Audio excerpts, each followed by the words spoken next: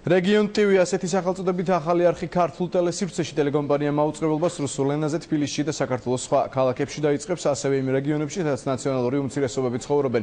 ეს არის სამცხე, ჯავახეთი და წალკის რაიონები. ტელეკომპანიის სიგნალი HTV ფორმატში გავა, ეთერი კი დღეს 20 საათსა და 30 წუთზე დაიწყება.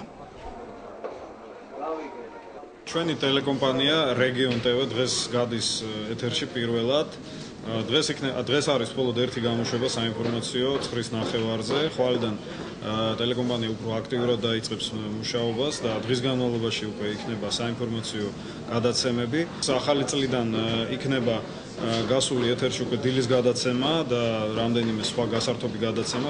მე ვიქნები პირველად ეთერში წამყვანის რანგში, ამიტომ ცოტათი ნერვიულობ, მაგრამ იმედი მაქვს, ყველაფერი კარგად იქნება, იმედი მაქვს, ბევრი მაყურებელი გვეყოლება და რა ვიცი, ბევრი კარგი მსურველი, ასე ვთქვათ და ბევრი კარგი გადაცემა მომავალში.